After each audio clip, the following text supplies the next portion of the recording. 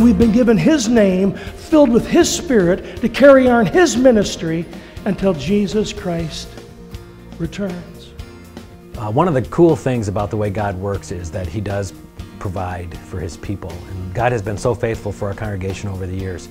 I would have never imagined that our church would have grown to the size that it is.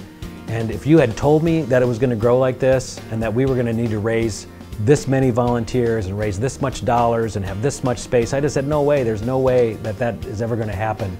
And yet God surprises us and God provides. And our congregation has always been very generous. They've always been very open to respond to God's call.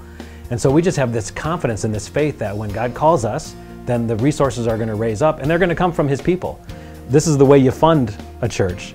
The people of God give, and they give as God leads them to give. This structure was built by the stewardship and the generosity of those people on Gordon Avenue. It's an amazing story. 89 people said, we can do that. Well, why could they do it? Because they had been through times when God had said, look, you need to be generous. God gave so that we can give. So everything we do here is really based on God's love being given to us.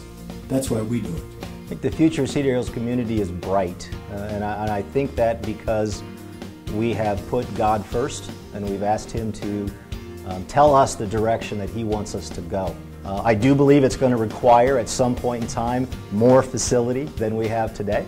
But I think it's important also that we take care of the debt that we have now. But once we're through that, I think there's going to be an explosion of what this church can do as far as impact for Christ in this community. It has been a miraculous thing. Year after year after year, we look at the budget and we recognize, look, another year has gone by and God has provided exactly what we needed. And that helps, I think, encourage our faith. It helps to encourage some vision. It helps to encourage us toward thinking, well, God's calling us to big things and God's going to then provide for those things. So that's how we look at finances generally.